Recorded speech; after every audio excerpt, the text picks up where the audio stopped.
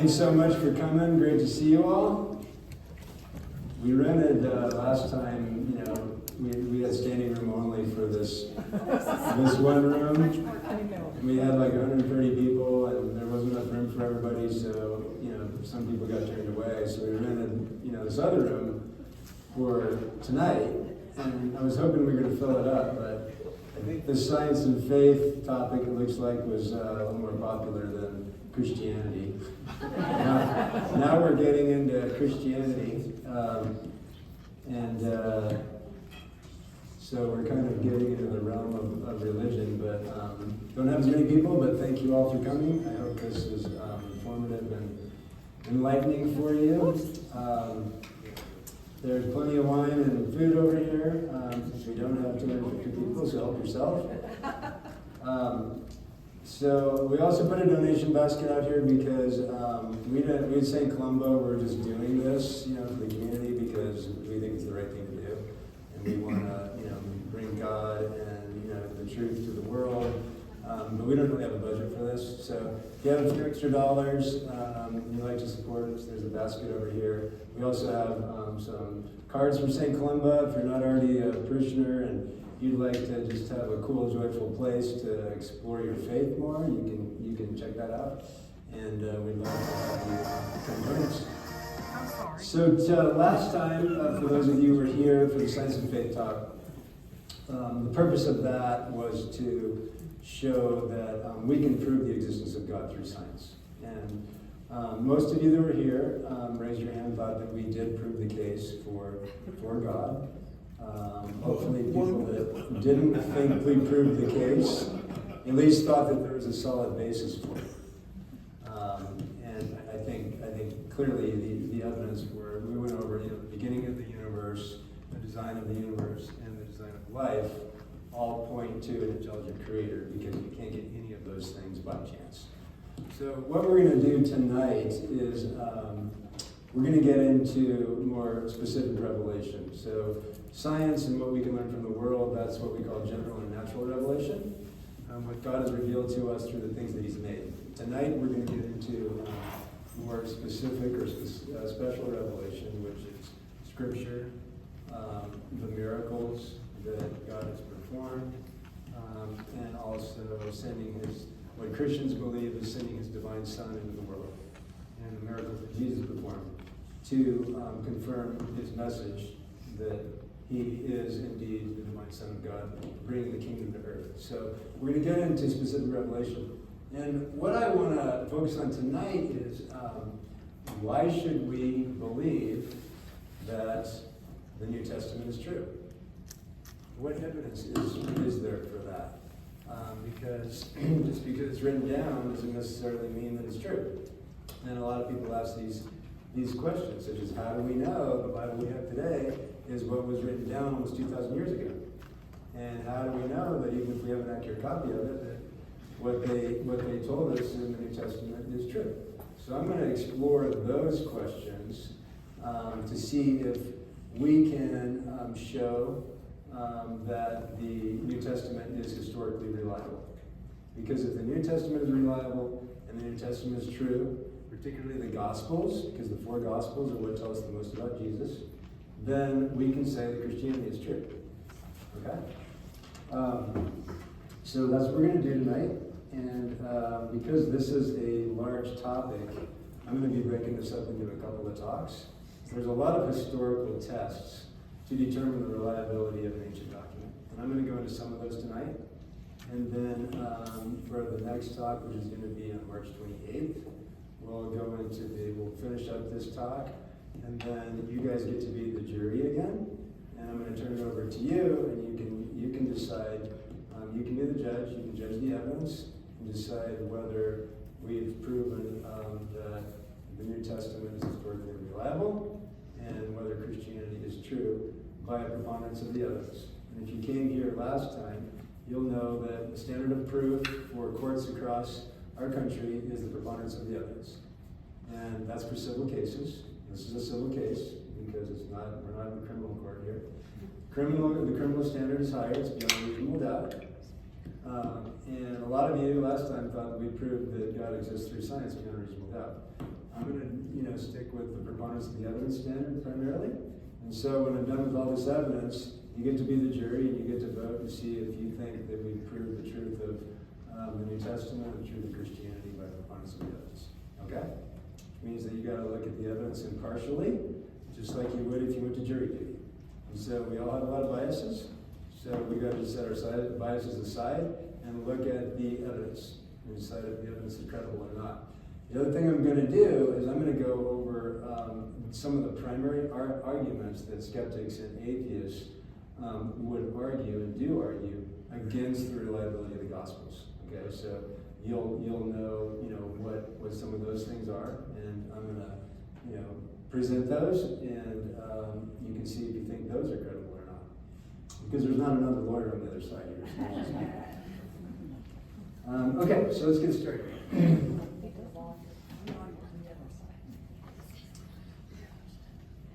So Jesus, when he later in his ministry, he took his disciples up to a place called Caesarea Philippi, and he asked them. First, he asked them, "Who do the people say that I am?" And they said, "Well, some say that you're John the Baptist. Some say that you're Elijah. Some say that you're one of the prophets." And then Jesus said to the 12, "Who do you say that I am?"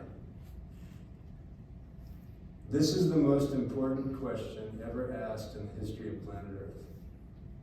Who do you say that I am? Because if Jesus is the central figure of human history, whether you believe in him or not, he's the central figure of human history.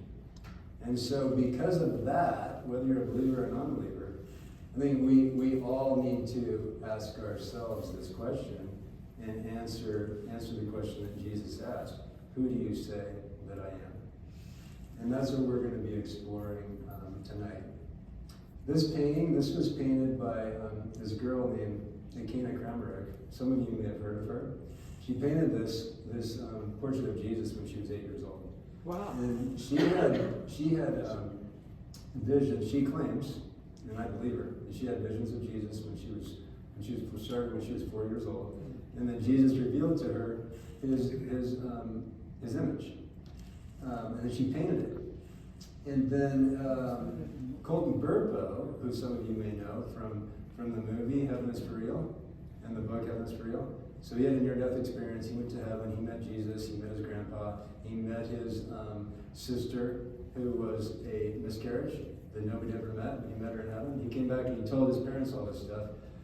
And then after a while, he came across this portrait of Jesus. He said, "That's him." That's what I saw him. So that's pretty cool, whether you believe it or not. He's the best looking one. If they're true, if they're telling the truth, that's actually what Jesus looks like. So that's pretty cool. Okay, so just to put this in perspective, this is a map. So when Jesus took the disciples up to Caesarea Philippi, they came up the Sea of Galilee, up to Caesarea Philippi. Sorry about that. I can switch this because that keeps up.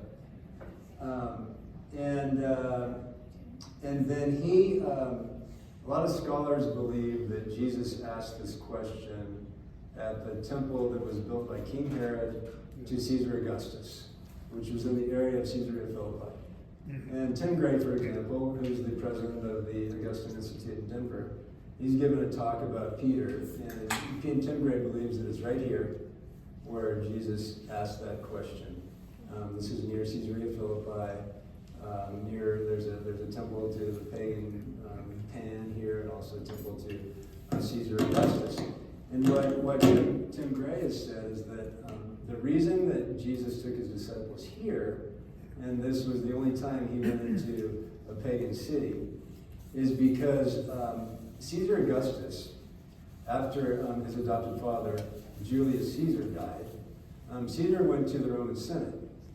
Caesar Augustus went to the Roman Senate. He said, my father was killed, he was assassinated. Everybody feels bad about it. I want you to decree that Julius Caesar was a god. And the Roman Roman Senate, because it was kind of politically advantageous at the time, they said, okay, sure, Caesar's dead, who cares? We'll decree that Julius Caesar was a god. And so then Caesar Augustus said, thank you very much. That means that I'm the son of God. So Caesar Augustus tricked the Roman Senate into declaring that his father Julius was God so that he could say that he's the son of God, and so he should be worshipped. And after that, that's when the worship of the Caesars started. Okay? So Herod built 3 temples to Caesar Augustus in order to curry favor with him, because Herod had originally taken the side of Mark Antony. When Mark Antony ruled the Eastern Roman Empire, Caesar Augustus ruled the Western Roman Empire. Herod sided with Mark Antony.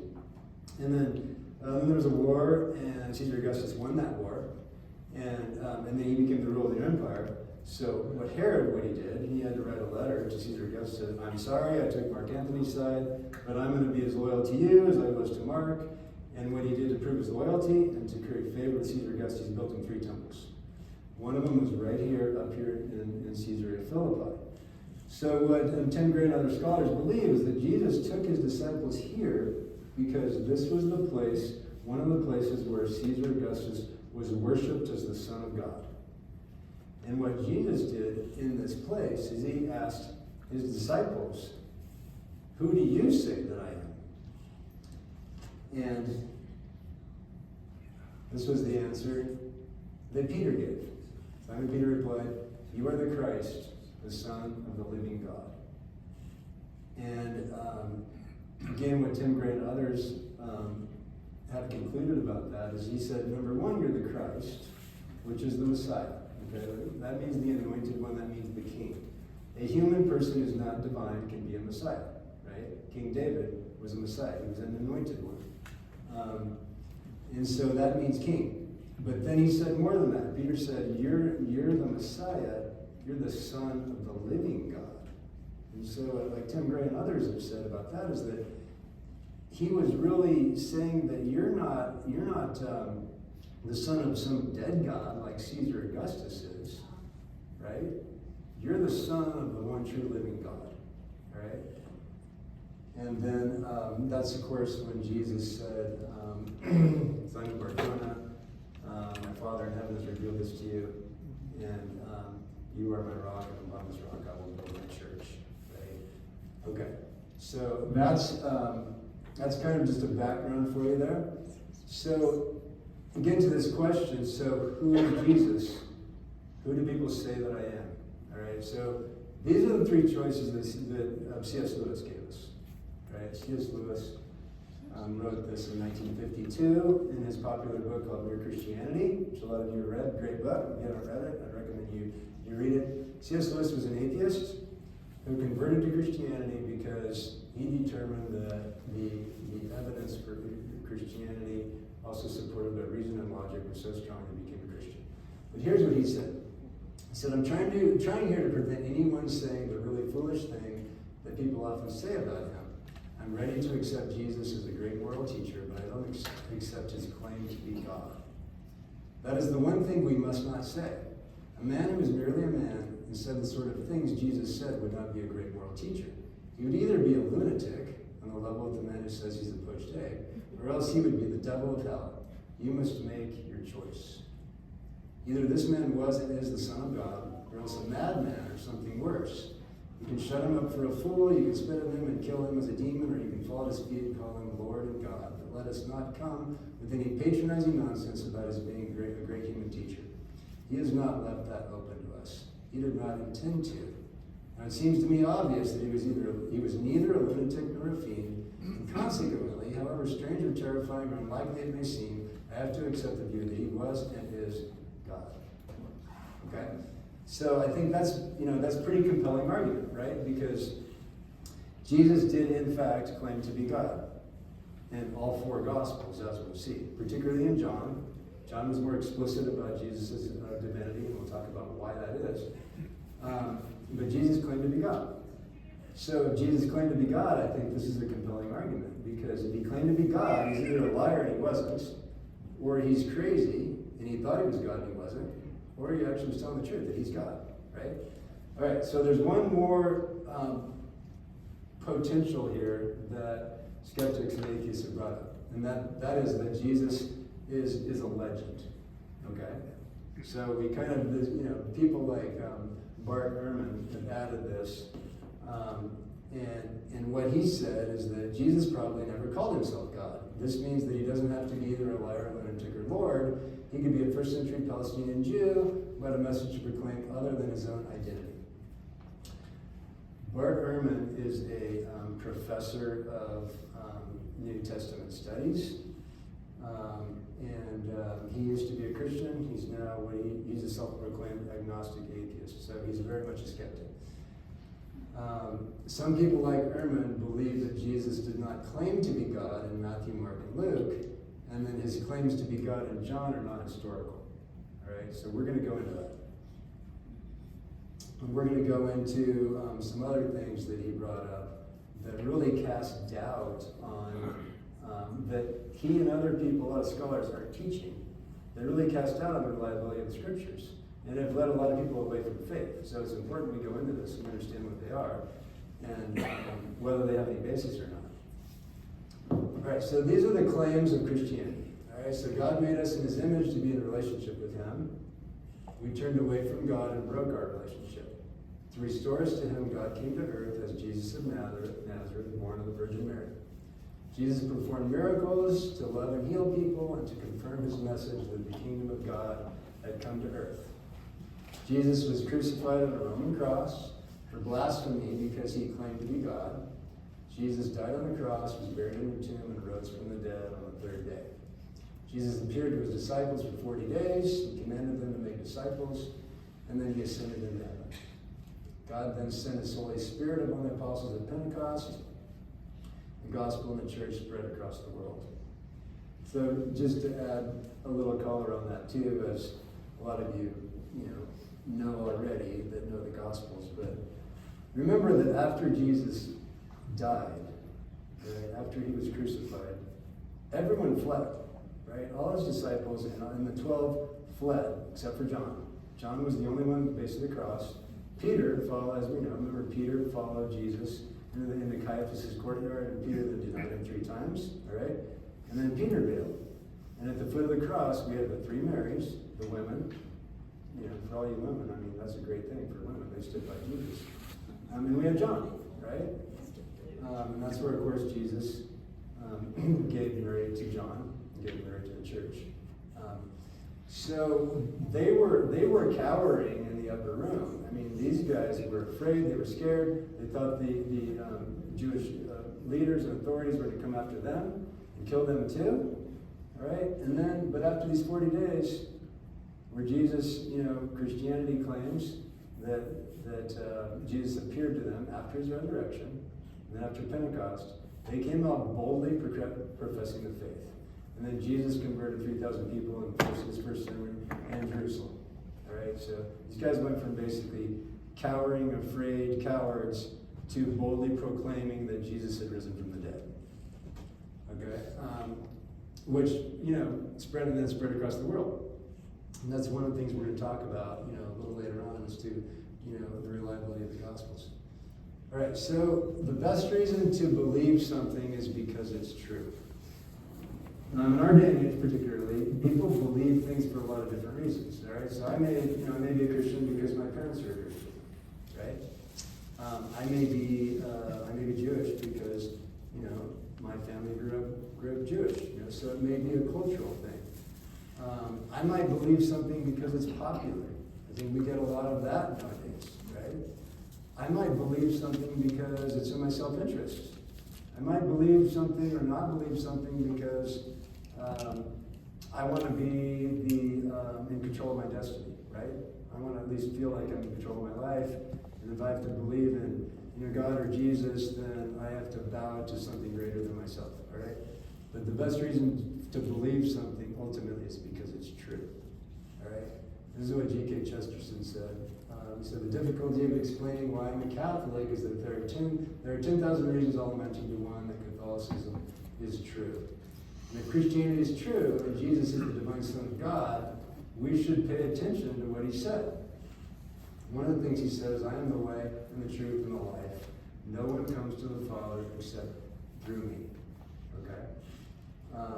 I think if Jesus is the divine Son of God, and we feel like we have good evidence to support that, then we should follow Jesus and we should listen to what he says, because Jesus said this. Jesus said, I came to bring life and life abundant. And so, like we talked about last time, people in our culture, a lot of people have thrown God out the window. And we've had a massive decline of faith in the last 20 years, and at the same time we've had a huge rise in anxiety, depression, and suicide. And we talked about how those things are related, right? And how belief in God, and particularly if Jesus is the Son of God, and all the things that he's done for us, and he's told us that can bring meaning, purpose, joy, love, everything into our lives and make our lives better. So this is why it matters what we believe. So the questions to be answered then to determine the reliability of the Gospels are, number one, do we have accurate copies of the New Testament that was written down in the first century? Number two, do those documents tell the truth? Right? See, those are two different questions, right? Because the Gospels were written down in the first century, as we'll see, right? And it's been almost 2,000 years since then. And they've been copied and copied and copied and copied. So how do we know that the Bible we have now is actually what was written down back then, right? And then secondly, is the Bible, in particular the New Testament, is it historical fact or is it fiction? So those are the questions we're looking at. So this guy right here, Simon Greenleaf, he was a professor of law at Harvard University. He was also one of the founders of Harvard Law School, and he wrote a treatise on rules of evidence. This is one of the foundational evidentiary treatises that helped develop the rules of evidence in courts across our country. So this is a guy who's like a giant of rules of evidence in courts of law. So here's what he says about ancient documents under the rules of evidence. He said, every document apparently ancient, coming from the proper repository or custody, and bearing on its face no evident marks of forgery, the law presumes to be genuine, and devolves on the opposing party the burden of proving it to be otherwise. The New Testament documents were held within the church for centuries. They were copied by monks and scribes with authority and expertise, and have no signs of forgery or tampering. Therefore, Greenleaf concludes that courts will presume the New Testament documents to be genuine unless the opposing parties can prove otherwise. And I'll tell you the other thing that he said about the gospel. So he looked at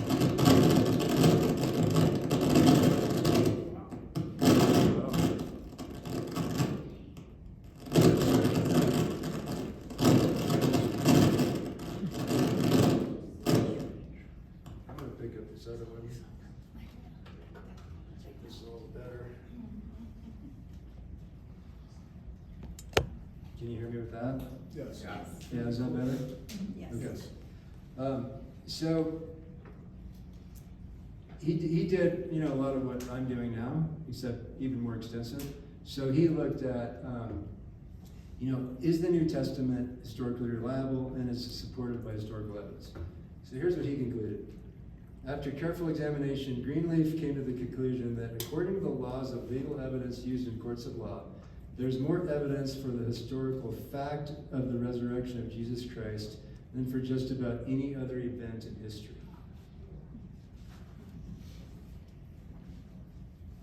Okay. This is one of the primary arguments that skeptics and atheists use to argue against the historical reliability of the Gospels and the New Testament. Okay? It's called the telephone game. All right? You guys have heard of the telephone game? Probably played it when you were a kid. I remember playing it when you were a kid. You're in a circle with a bunch of kids. You got one, the first kid gets a message, right? He tells it to the next kid, who tells it to the next kid, who tells it to the next kid. By the time it gets to the kid at the end, the story's completely changed and everybody gets a big laugh. Right? Fun game, right? So, what Bart Ehrman has said is that that's how the stories that were eventually written down in the Gospels were transmitted, like the telephone game. And he says not only that, but it's like one person tells another person tells another person. But he says not only that, it wasn't like 10 kids in a room. What he says is that this happened through thousands of people, across 2,500 miles of the Roman Empire for almost a century before it was written down, right? And so, therefore, he concludes, the Gospels and the New Testament documents were not written by eyewitnesses, right? And he combines that with another argument I'm going to get to in a little bit, which is that he believes that the Gospels were originally anonymous, okay? So what he's arguing, and this isn't like an isolated scholar who's arguing this. This is like mainstream New Testament scholarship. And Brant Petrie will tell you that. A lot of you may know Brant Petrie, who's a professor up at Augustine Institute. He wrote The Case for Jesus. I have quite a bit of his material in this talk. When he was an undergrad at Vanderbilt, he had a class in the New Testament, and their textbook that they used had an introduction, was written by Bart Ehrman, had an introduction by Bart Ehrman that said this, that the Gospels are anonymous and that they're like the telephone game. And he said it really shook his faith.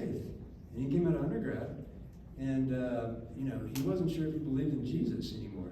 And this is a lot of what's happening in our universities, all right? Is this is being taught. Now, what you're going to see is that this is totally baseless.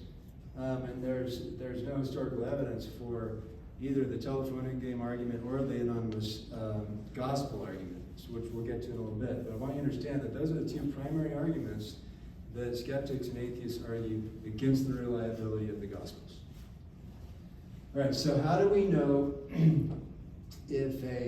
how do we determine what an original said?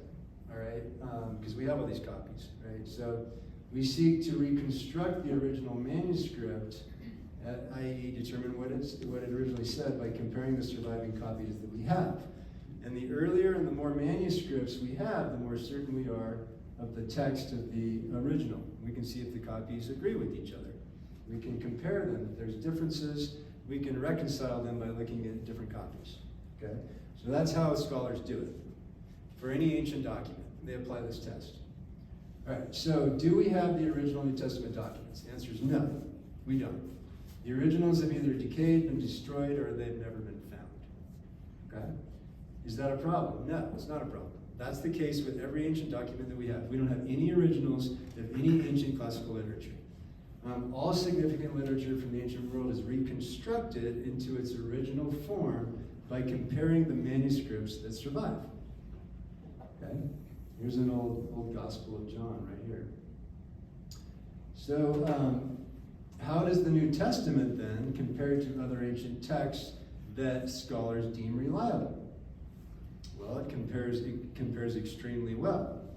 The New Testament has by far more manuscripts, earlier manuscripts, and better supported manuscripts than any other classical literature, by far.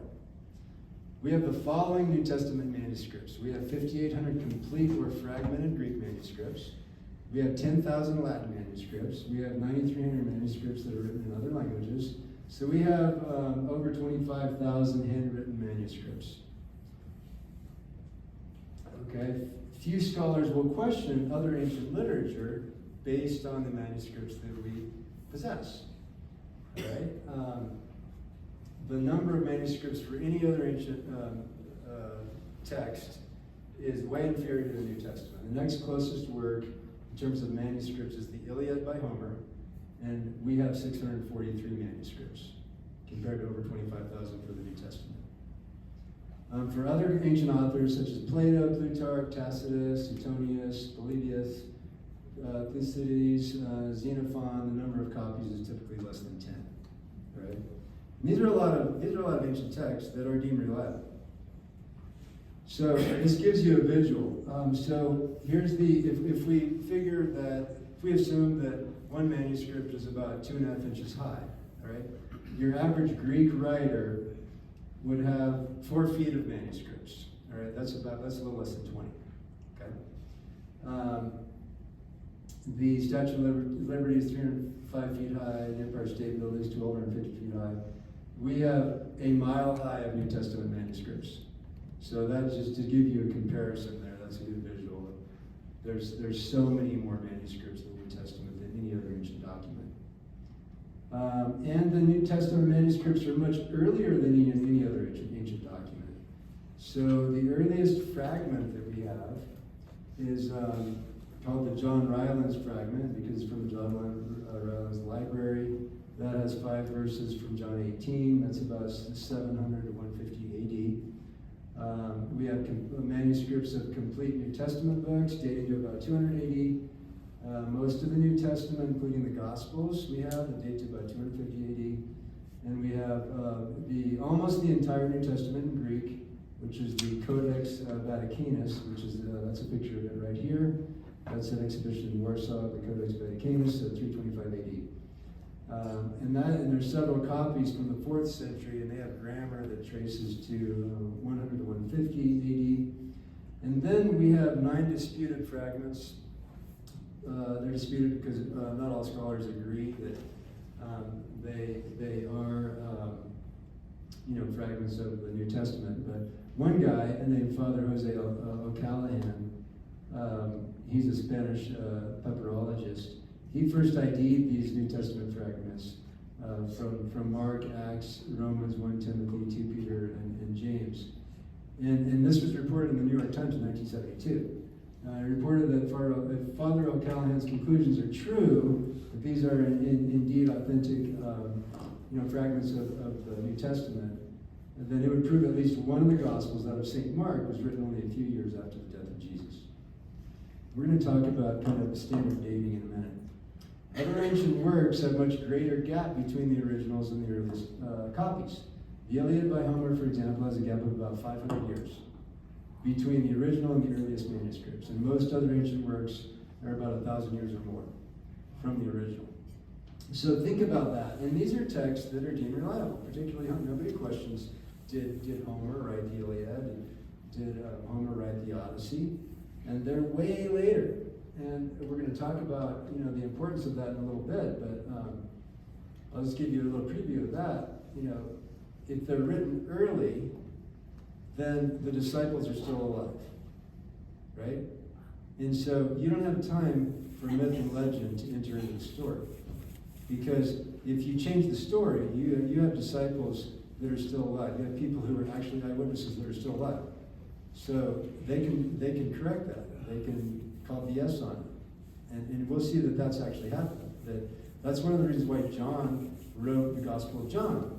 And he made the divinity of Christ so explicit because there were heresies that were going on where people were denying Jesus' divinity. And we're going to see evidence that's why, one of the main reasons John wrote the Gospel of John, to negate and clear up those heresies and show that Jesus actually is divine. And he was an eyewitness, so he could prove it. Okay, so here's an ancient manuscript comparison chart. As you can see, here's a bunch of ancient documents.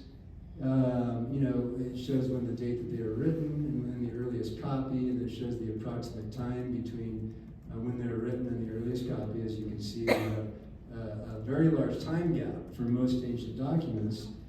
Homer's Iliad is the earliest time gap, shortest time gap, besides the New Testament, it's 500 years.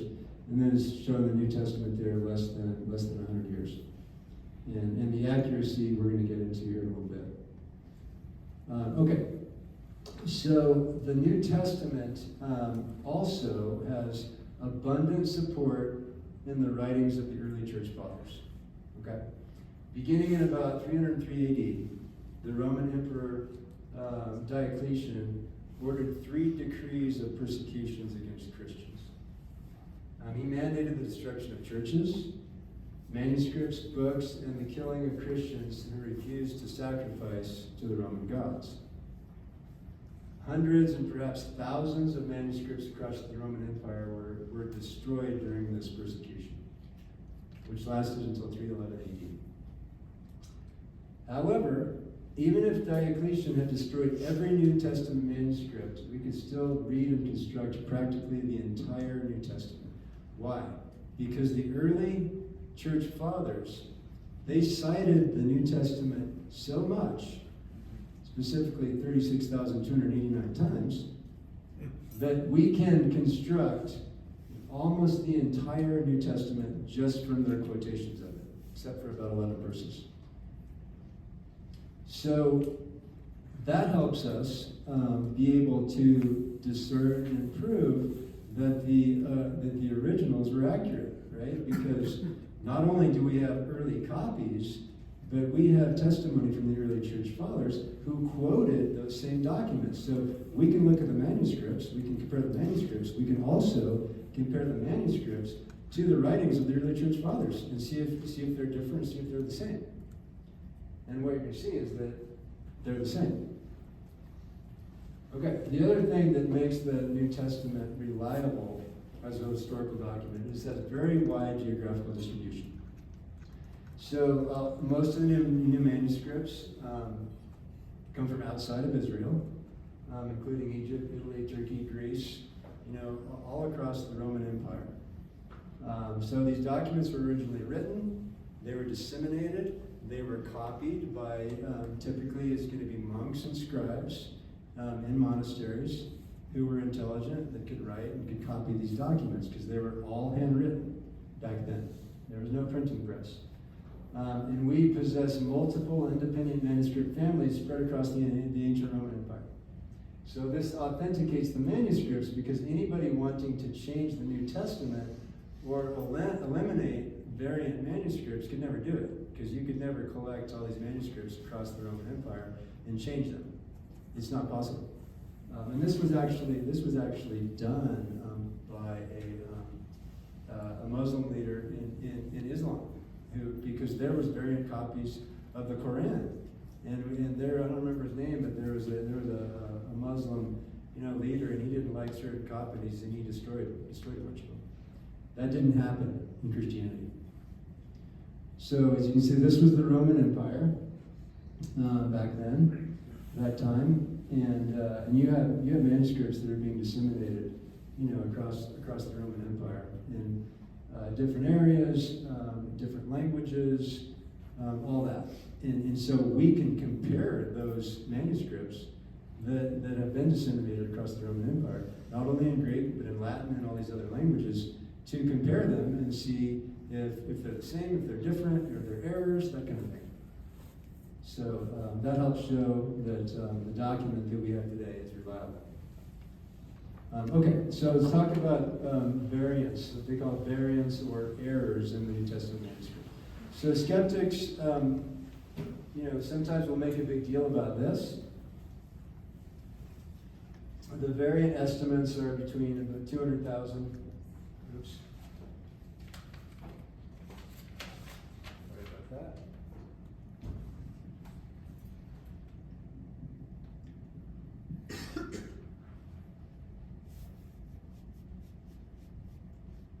Okay, there we go. Between 200,000 and 400,000, what they call variants or errors in the manuscript.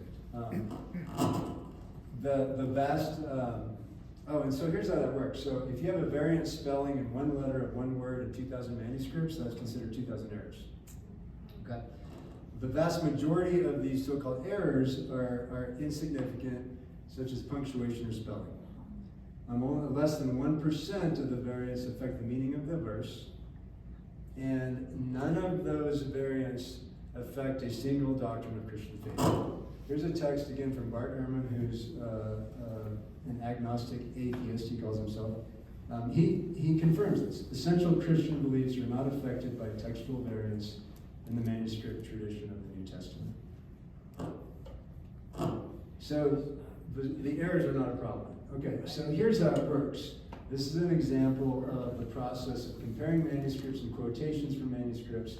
So scholars would find errors, they'd compare them to other manuscripts, and they'd correct them. So here's a hypothetical example from Philippians 4:13, which says, "I can do all things through Christ who gives me strength." Right? So There's 4 hypothetical errors there, spelling errors. We can look at that. Is there any doubt about what that phrase means? No doubt whatsoever. And that's how most of these things work, right? You compare the manuscripts, you see an error, and we can easily determine what the original actually said. We have accurate copies of the original New Testament. All the evidence proves that. Princeton professor Bruce Metzger, he estimated the Mahabharata of Hinduism is about 90% accurate when you compare all the manuscripts. Homer's Iliad is about 95% accurate. By comparison, the New Testament is 99.5% accurate. And the 0.5% in question does not affect a single doctrine of Christian faith. Manuscript expert Frederick Kenyon, he says, it cannot be too strongly asserted that in substance the text of the Bible is certain, especially the New Testament. The number of manuscripts of the New Testament, early translations from it, quotations from it from the oldest writers of the church is so large that it's practically certain that the true reading of every doubtful passage is preserved. This can be said of no other ancient book in the world. Okay? So, I think we've proven the first question, which is, or we've answered the first question, which is, do we have an accurate copy today of the New Testament? The answer to that, based on all the historical evidence, is clearly, yes, we do. The telephone game, doesn't work because that's not how the New Testament was transmitted. It wasn't transmitted from one person who heard the story and then they told it to another person. That didn't happen, all right? What Jesus did, what the apostles did, was witnessed by hundreds and thousands of people. I mean, think about the feeding of the 5,000, right? Which was 5,000 men. Father Kavanaugh said that's probably about 25,000 people, actually, that were there, if you include women and children, right? Thousands and thousands of people witnessed these events, okay? And then they committed them to memory, because people in the first century had very good memories, because a lot of them were illiterate, and they didn't read and they didn't write, so they committed things to memory. And then, shortly after the events, they wrote them down, right? And you didn't have one person, again, telling it to another person and writing it down, right? You had 9 different authors of the New Testament write them down. So you had several different authors, different times, different places, writing these things down. So the telephone game is nonsense. It's baseless. It has no grounding in historical evidence, and it doesn't work. Okay? We have an accurate copy of the New Testament. I'm going to pause here for questions on that one before I go on to the next part. Yes, sir. Well, I think the best evidence that you gave was the slide that shows that there were thousands of different transcripts, and there are 9. I think the number was 9 that all scholars don't agree on, which leads me to believe that on the vast majority, which was thousands, the vast majority of scholars all believe it to be accurate. And they do this for a living. They're all PhDs. Yeah, so you're saying that scholars should agree that... No, your one chart, I'm assuming, you had a chart that showed all the scholars, and there were 9 fragments that they couldn't agree on. Fine. They agreed on 25,000 fragments. Yeah, right. You mean the earliest fragments that... Right, and they're their jobs in life, right? They're the best and the brightest that do this all the time. Yeah, exactly. Yeah. I mean, scholars can't deny that we have early manuscripts, right? You just can't deny that. I mean, and then we have way more manuscripts. And scholars, yes, sir. Father Kevin. Yeah, Jeff, do you know what is the oldest complete manuscript we have of the New Testament? What is the oldest? It's the Codex Vaticanus, about 325 AD. 325? 325 AD. That's almost a complete copy of the New Testament. There's I think there's just a little bit missing from it, but that's almost a complete copy. And then we have And then the fragments. other that go with question that. I have is, when they say there are 25,000 ancient documents, what constitutes an ancient document? Is it up to the year 1000? Is it up to the year 500? Is it, what's an ancient document? We didn't. So those are manuscripts that are all hand copied. So those are all the hand copied manuscripts, but those and some of those are certainly more recent. But we have, I went over some of the older ones, and there's a bunch that are in the first centuries, and then as the centuries go on, you have more and more. Okay. Is there a date on every one? Yeah, John. I just I've seen a little bit on Bart Ehrman. Everybody says he's very knowledgeable, but I get watching his videos, I kind of get the sense that he's maybe not straightforward. He acts like he has no skin in the game, but I think he's made quite a bit of money off books or notoriety. I just wondering, your opinion. Do you think he's being straightforward when he puts this stuff up, or tries to take a controversial position? You have to question somebody's motives when their arguments have either little or zero historical evidence. And there's no historical evidence for the telephone game argument. And what you'll see is there's no historical evidence for the anonymous gospel theory either. So, and I'm going to get to that here in a little bit. So, you have to question somebody's motives, but this stuff is still being taught. I mean, Bart Ehrman has been criticized for his textbook that says that the New Testament was transmitted like a telephone game. And what Brand Petrie will tell you, and he says this in the Case for Jesus, which he published, not too long ago. He says that's still in there. It's still in the textbooks. It's being taught in university classrooms. And there's a lot of young students that are going to, college, and they're learning this stuff. And they're not hearing this talk that I'm giving right now. I mean, they're like, like Brant Petrie when he was undergrad, he's like, oh, really? The Gospels are anonymous? That's interesting. I didn't know that. And then you write it down, and they think it's right, because your professor is supposed to be smart, know what he's talking about, right? And so a lot of, the sad thing is a lot of kids are being led away from the faith by false doctrines that have no support in evidence. Any other questions on this part? Okay. So, the next question that we're going to ask then is, do the New Testament books tell the truth? All right, so we've established that we have a reliable copy right now of the New Testament books that were written down in the first century. Okay? So the next question then is, all right, so do the New Testament books tell the truth? Are they historical fact, or are they fiction? Are they myths? Are they legend? And how do we know that? Why should we believe that they're true? So there's historical tests. There's accepted standard historical tests that scholars use to look at ancient documents to determine are they true and are they reliable. And here's what they look at. Okay, number one, do we have early testimony? Right? Number two, do we have eyewitness testimony? Eyewitness testimony is the best testimony that I would present if I'm going to go into court and try to prove a case.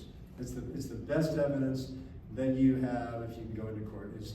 Were there eyewitnesses to the events? And if you got them, your case is better. All right. If you don't have them, then you're relying on circumstantial evidence, right? You've heard about cases where there's a lot of circumstantial evidence. That means that you don't have eyewitnesses. Okay. You might still be able to prove it, but it's going to be harder if you don't have eyewitnesses. All right. Secondly, do we have, are the eyewitnesses trustworthy? Well, maybe some people saw these events, but why should we believe them? Maybe the people who witnessed the resurrection had like 12 felonies. And we shouldn't believe them, because they spend a lot of time in the big house. I'll tell you a little personal story real quick. My first jury trial was a meth case in Cortez. And I defended a woman who was charged with dealing meth. and my wife Nancy defended her boyfriend. So we were co-counsel in this case. And I worked out this great deal for this lady, okay? Great deal. She could plead to a lesser charge, didn't have to plead to a felony, would get a deferred sentence, and then she completes the conditions of her sentence, and the cases would be dropped from her record, and she'd have no criminal record. I mean, great deal. She said no deal, so I didn't do it. She's like, nope, I'm not gonna admit something I didn't do. I didn't do it. Nope, no deals. I'm like, okay, we're going to trial. So we went to trial, and their main witness was an informant. They call an informant, otherwise known as a snitch, who says that he saw my client dealing meth. All right? I had him on the stand. What he tried to do as a defense lawyer is impeach the credibility of the witness. Had him on the stand, and I asked him, have you ever been convicted of a felony? He said no. And being a diligent lawyer, I'd done my research. I'd researched his criminal record, and he had indeed been convicted of a felony. So I presented him with a criminal conviction. I said, is this your name on that conviction? He said, yes. I said, have you been convicted of a felony? He said, yeah, I have. So I proved the guy was a liar, impeached his testimony, and then ultimately won the case. So I showed that the eyewitness was not trustworthy. Okay, so we're going to look at that. The eyewitness is trustworthy. And then do we have testimony from multiple independent eyewitness sources? All right, that's an important thing, because if we have more than one eyewitness, we have a bunch of eyewitnesses saying the same thing, then that helps show that the story is reliable.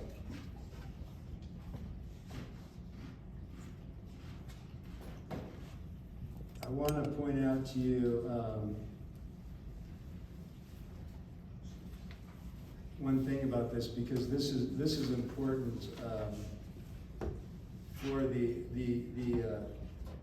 New Testament. So you have skeptics that make a big deal about this. Well, the Gospels don't agree. You have one Gospel that says there was one angel in the tomb, and another Gospel that says there was two. They're contradictory, right? I mean, people will cite all sorts of things like that, all right? That they'll try to argue the Gospels aren't reliable. More recent, all right? For a long time, people thought, particularly, early back then, the first centuries, because they were there, they thought they were written a lot earlier. And we're going to see that the evidence shows that they were written a lot earlier. But even if we accept the standard dating, they're all first century, okay? And so all of these things were in the lifetime of the apostles. Current scholars date Jesus' death at about 30 to 33 AD. And with these standard accepted dates, that means the Gospels were written about 35 to 65 years after Jesus' death, when many, if not most, of the first generation disciples would still have been alive. Okay? So that's not that long after Jesus' death. Even if we accept these standard dates, we have first generation disciples, we have eyewitnesses of these events, of Jesus' miracles, Jesus' death, his resurrection. We're still alive. So if anybody wrote down something that was wrong, that was myth, that was legend, then the eyewitnesses would have corrected it, right? And this is what, I'm not going to go into what they call the lost gospels, because I don't really have time, but this is what we find with the so-called lost gospels, right? The Gospel of Mary Magdalene, the Gospel of Judas, the Gospel of Thomas. You guys have probably heard about a lot of these lost gospels. People ask, well, what about the lost gospels? What's the deal with those? How come those weren't included in the Bible? Well, the reason they were included in the Bible is because scholars agree that they were written much later. And if you read those things, they're clearly myth, they're clearly legend, they're clearly forgeries. Because they attributed these documents to, apostles or early disciples way later, like in the 300s, for example. So I'm not going to go into those, but trust me, it's clear that they're not reliable and that they're myth, legend, or made up. But that would make an interesting talk, to go into those. Okay, so what is the basis for the dating of the Gospels? All right? There's two primary events. This is the first event, the destruction of the temple in 70 AD. So, this was the most monumental, cataclysmic event in the first century that pertained to Israel. All right?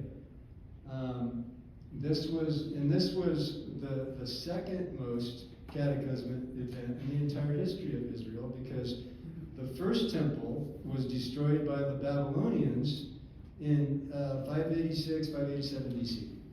Okay? In 70 AD, this was the second temple. All right? So, those of you know your Bible history, all right?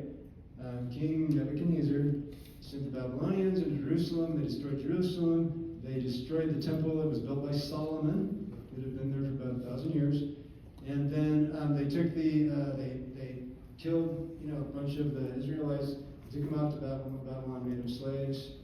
Okay, then King Cyrus, he was God talked to King Cyrus and said, I want you to let the Israelites go back to Jerusalem and rebuild the temple.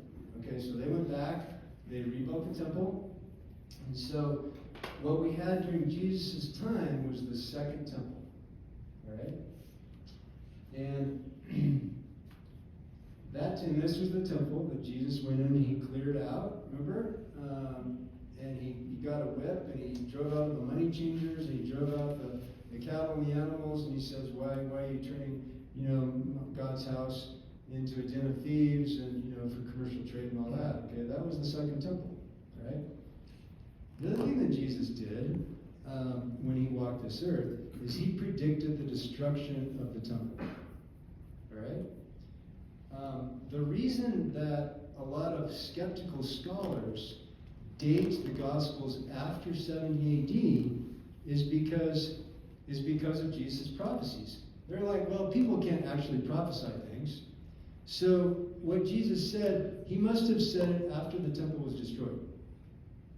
And so therefore, we're going to date these Gospels after the destruction of the temple. Right? Well, does that make sense? Okay. The answer to that is no, it doesn't make sense.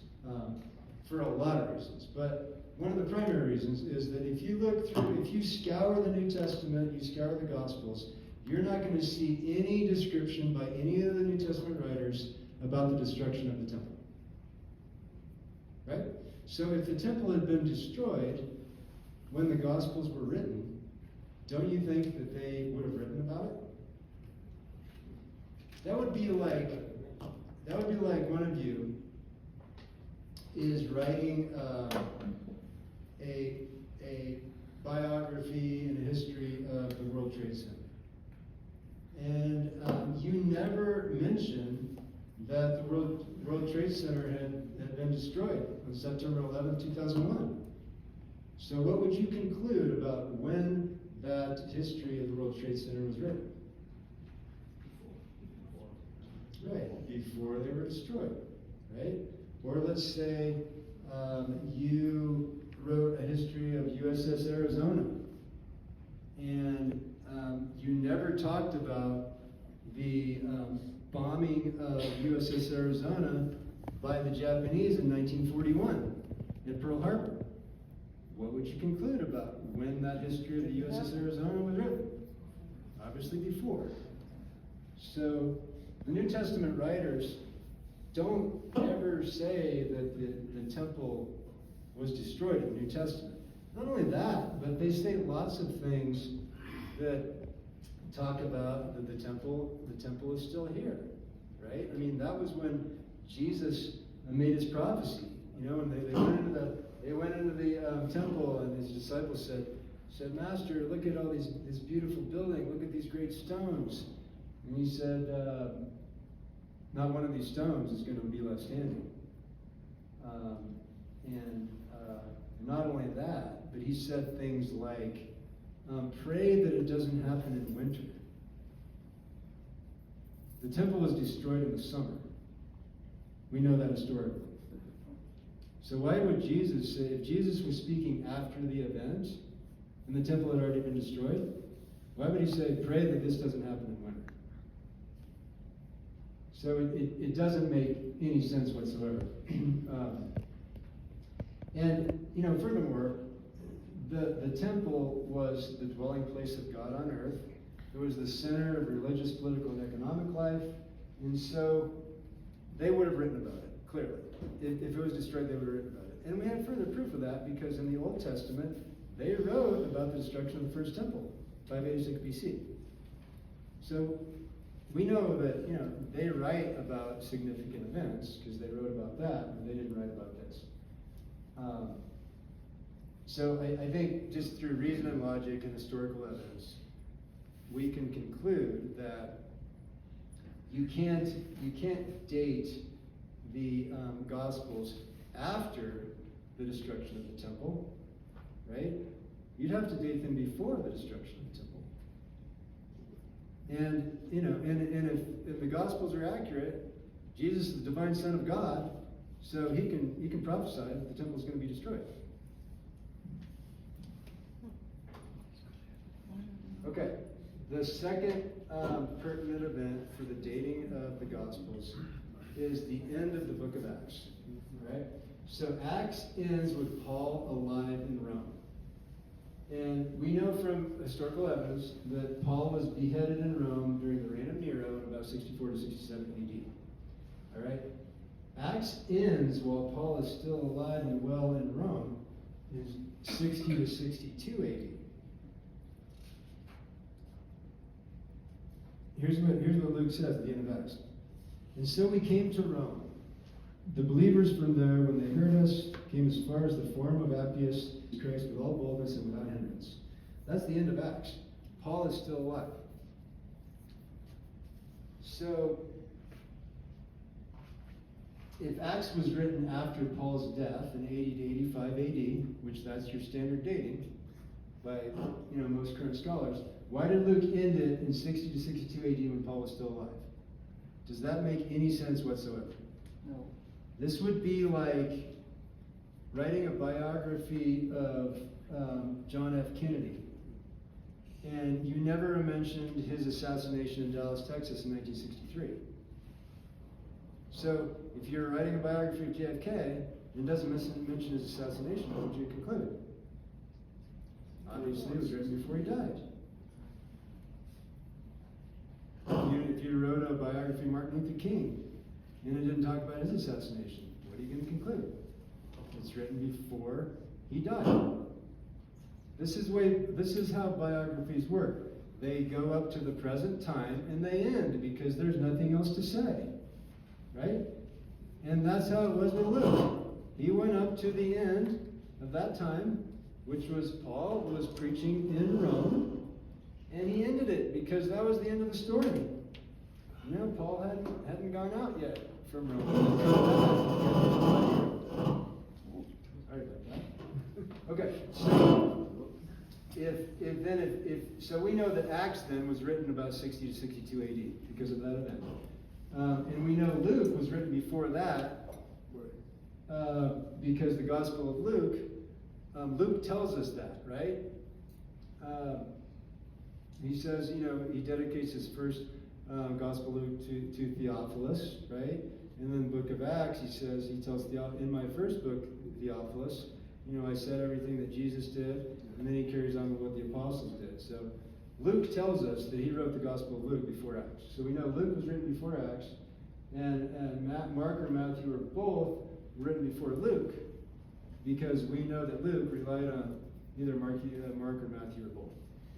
And so through this evidence, we move up the standard dating by 20 plus years. So this means that the Gospels were written before, at least Matthew, Mark, and Luke were written before 60 to 62 AD, and they could have been written any time between 60 AD and Jesus' death.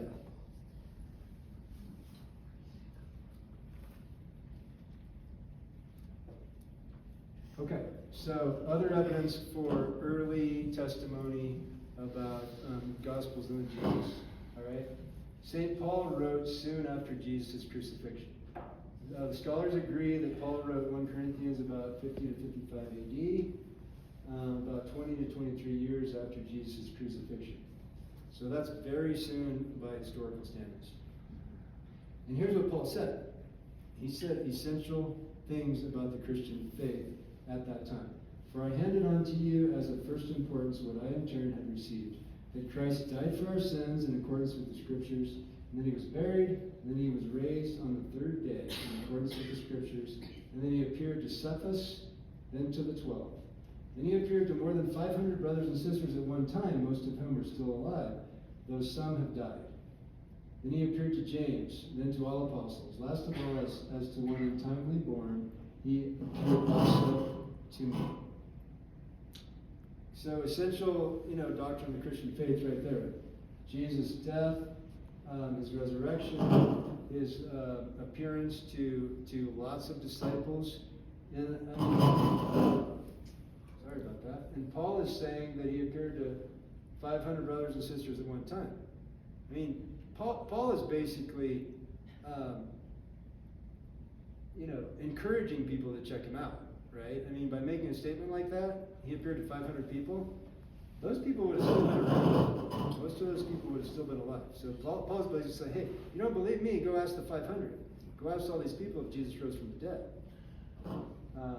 Galatians is even earlier, around 48 AD. Thessalonians is about 50 to 54. Romans was about 57 to 58 AD. So we have very, very early testimony about the central doctrines of Christianity at that time. So, like I said before, with early documents, myth and legend do not enter into the story. Roman historian A.N. Sherwin-White calls the mythological view of the New Testament unbelievable. Theologian William Lane Craig, he says, the tests show that even 2 generations is too short to allow legendary tendencies to wipe out the hardcore of historical fact. And I'm going to give you one more quote from C.S. Lewis, because I love C.S. Lewis.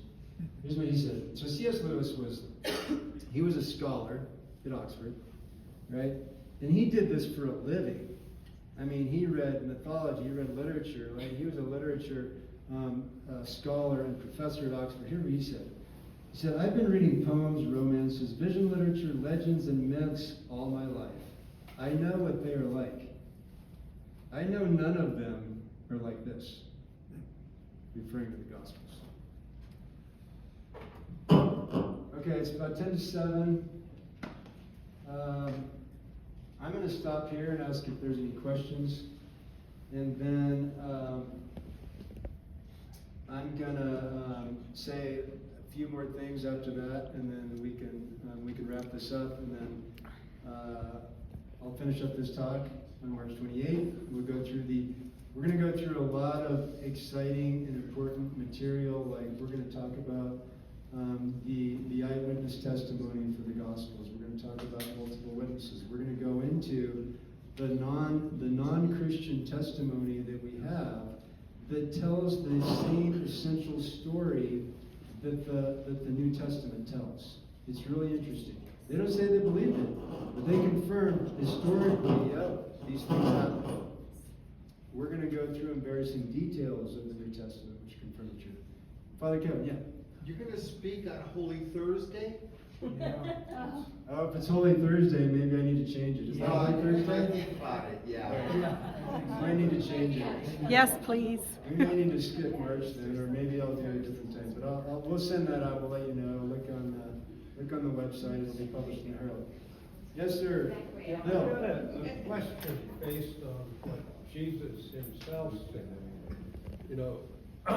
One can, quibble about some of the historical stuff, but let's just grant that it's all empirically accurate. Okay, and now move to the issue of Jesus' relation with his disciples, who were all eyewitnesses of everything. And at the close to the major transition point in Mark, is when you go from the account of Jesus' ministry in Galilee, where the disciples saw everything he did. They heard everything he said. And then he says to them, in the 8th chapter, you know, it was after they had just witnessed one of his miracles, and they get in a boat, and he warns them against the leaven of the Pharisees. All they can think about is the physical. We didn't bring bread. And then he says to them, even though they were eyewitnesses of everything, you're absolutely blind, you're absolutely deaf, you understand nothing. How could he say that to eyewitnesses?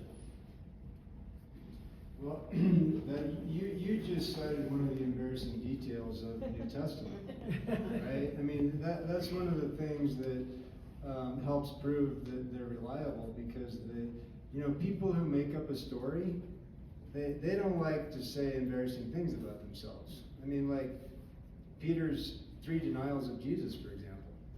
I mean, if you're making up a story, then you're going to make yourself the hero of the story. And they would have said that they were these bold, courageous men who followed Jesus to the cross, right? They didn't do that. I mean, they were cowering cowards. They all bailed. They left.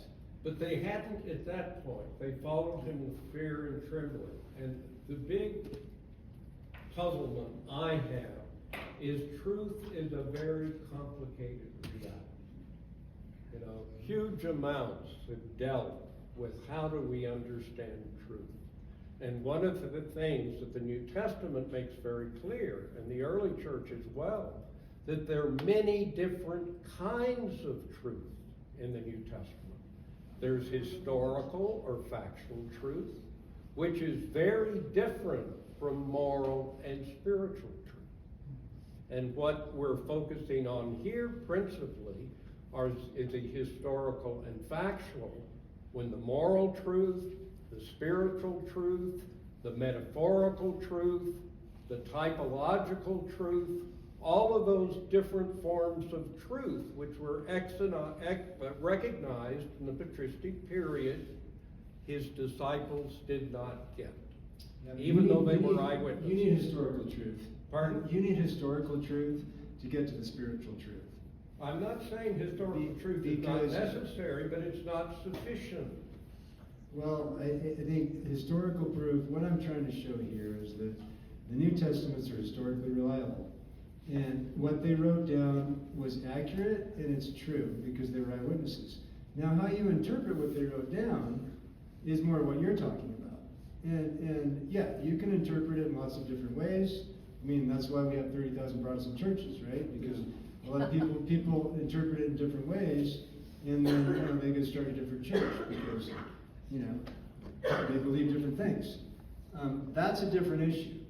All right, very different issue. All right. First, you have to get to are the stories true? Is the New Testament true? Is it historically accurate? One of the reasons that I love Christianity is because it's a historical religion. These things actually happened on the ground. You can go to the Holy Land and you can go see where they happened. And I've been there. I went there 2 summers ago.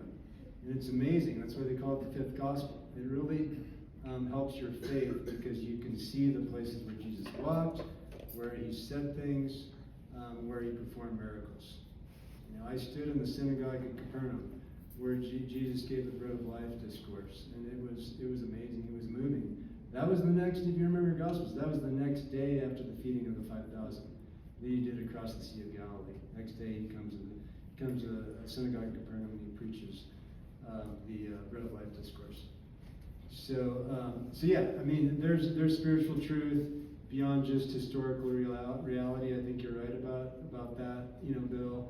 And that's the heart of the truth in the New Testament. It's about the mystical reality of God and his eternal will, which transcends all specific empirical data or historical data. Because from that you cannot get either moral or spiritual truth by itself, though often they are necessary. And I mean, just the question of is there such a thing as truth is a good question. In our relativistic world right now, a lot of people. Have you ever heard anybody say, "Well, that's true for you, but not for me"? Right? So, I mean, that's a relativistic truth, right? And if you ever, I mean, and there's philosophers who would say, there's no such thing as truth. And I would ask them, is that a true statement? Right? It's self-defeating, which clearly proves that it's false. There is such a thing as truth. We can determine what the truth is by looking at history. And so, the reason that, I want to go over this with everybody is that for people that are believers, this helps our faith, right? If we can prove, the truth of the New Testament, and we can prove the truth of Christianity. I mean, by when I say proof, again, by the standards of proof in American courts, which are preponderance of the evidence. Not beyond no doubt, you can never get to that proof. But I think that there's plenty of evidence that you can get to proof by preponderance of the evidence. So then what do you do with that? Okay? Next question is, what do you do with that? And you say, okay, there's enough evidence here for me to trust that this is true. And so therefore, that helps my faith. I still need faith. So like I talked about last time, I still have to take that step to trust God. That what he's saying in the New Testament is true. And what Jesus is saying, I'm the truth and the life. I think that's true. I had to pay attention to it. And I had to take steps to follow that.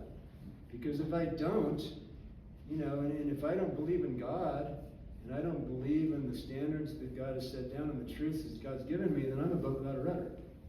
And I think that's what we're seeing in our society now.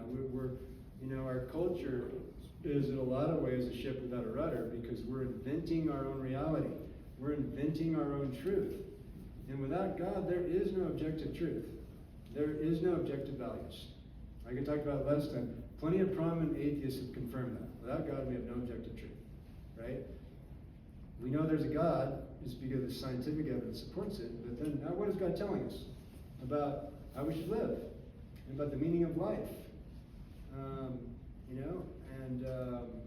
That's what Jesus tells us in the New Testament. So that's why it's important. So I hope that this helps your faith. If there's any skeptics out there, any agnostics, atheists, here's what I'd say to them. Be skeptical about your skepticism. Okay? It's good to be skeptical, and we should be skeptical. Particularly somebody presents us with some new faith, new religion, we should be skeptical. Well, how do you know that? What's your basis for that? I know this better than most people. I'll tell you a little story. When I was 7 years old, my dad left my family and joined a cult. And this cult believed that Jesus was going to pick them up in a UFO. And he left my mom and 6 kids. And he took off. We didn't see him after that. And then he came back one time when I was 18 years old and met with us for an afternoon and told us what he's been doing. And then he left again. And then next time we heard from him, he was part of one of the 37 people that committed mass suicide in San Diego with the Heaven's Gate cult. My dad followed a false prophet. He followed a faith that was not true. Okay? So I know better than most what can be, the consequence of not looking at the evidence. I mean, where was there any evidence that Jesus was going to come pick people up in a UFO? Zero. It's not in Scripture, no historical evidence about it, none.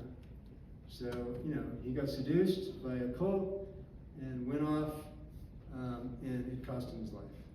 Now, for most people, you're not going to have something that drastic, like happened with my family, based on something they believed or didn't believe.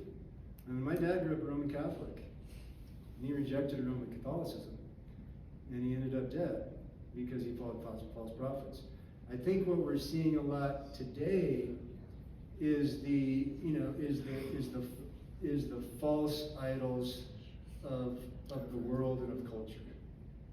Like Bishop Barron talks about pleasure, power, honors, those kinds of things, money.